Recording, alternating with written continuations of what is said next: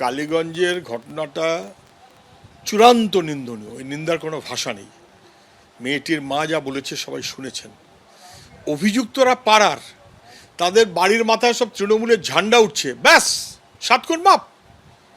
তাদের video viral হচ্ছে, তারা এখনো ধমক দিচ্ছে, এখনো ঘুরে বেড়াচ্ছে। পুলিশ কিছু জানে না, পুলিশ কিছু ধরে না। পুলিশ একেবারে সেবাদাস হয়ে গেছে। পুলিশ মন্ত্রীর নির্দেশে পুলিশ চোখ বন্ধ করে রেখেছে। আসলে দুষ্কৃতীদের পাশে পুলিশ এবং তার মাথায় পুলিশ মন্ত্রী থাকলে যা হয়, এ নিন্দার কোনো ভাষা নেই। ভিডিওগুলো অধিকাংশ ক্ষেত্রেই সত্য কি সত্য না এগুলো কেউ না যাচাই করেই চলে। ফলে কোনটা কি ভিডিও সেগুলো সত্যতা যাচাই না করে তার উপর দাঁড়িয়ে কোনো মন্তব্য করা যায় না। যদি কেউ খারাপ কাজ করে থাকেন, নিন্দা, পুলিশ প্রশাসন ব্যবস্থা করবে, ধরবে। কিন্তু ভিডিওর উপর ভরসা করার আগে সেটাকে একটু পরীক্ষা নিরীক্ষা করে নিলে ভালো হয়।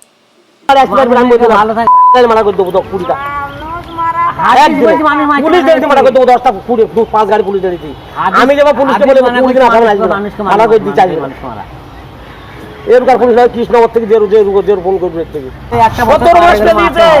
এখন 70 মতো মারা করে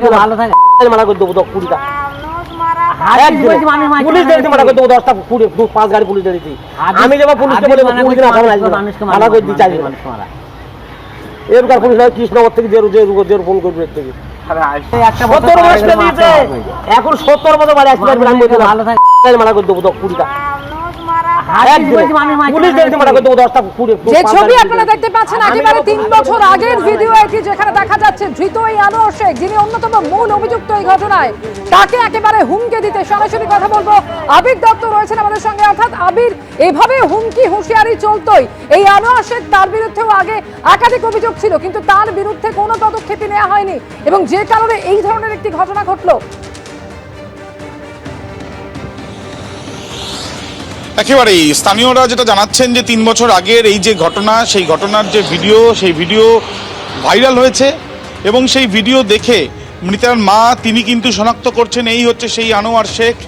যে আনোয়ার শেখ যে কজন এসেছিল বোমা ছোড়ার ঘটনায়, যে কজনের যোগ রয়েছে তার মধ্যে অন্যতম। এবং এই আনোয়ার শেখের এই ভাইরাল ভিডিও যেটা 3 বছর আগের, সেই ভিডিওতে দেখা যাচ্ছে যে কি ঔদ্ধত্যের পরিচয় সে দিচ্ছে এবং সেখানে সে বলছে যে 17 মাস যারা ঘরের বাইরে রয়েছে তাদেরকে 70 বছর ধরে সময় হয়ে গেল, তাদেরকে কোনোভাবে গ্রামে প্রবেশ করতে দেওয়া হবে না। এবং তার সঙ্গে সঙ্গে পুলিশের উপস্থিতিতে কিভাবে সে তার ক্ষমতা প্রদর্শন করবে সেই বিষয়টাও সে বলছে ভিডিও থেকে, সেই ভাইরাল ভিডিও থেকে সেই ছবিটা দেখা যাচ্ছে।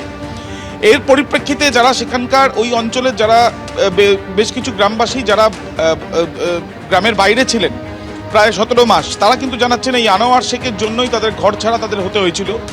এমনকি মৃতার মা তিনি বলছেন যে এই হচ্ছে আনোয়ার শেখ, যে এরকম হুমকি দিচ্ছে ভাইরাল ভিডিওতে দেখা যাচ্ছে। সেই আনোয়ার শেখের সঙ্গে আরও বেশ কয়েকজন ছিল, যে 24 জনের নামে এফআইআর হয়েছে, তার মধ্যে 5 জন গ্রেপ্তার। পুলিশের তরফ থেকে প্রথমে যে 4 জনকে গ্রেপ্তার করা হয়েছিল তার মধ্যে অন্যতম এই আনোয়ার শেখ, এফআইআরে দ্বিতীয়তে তার নাম।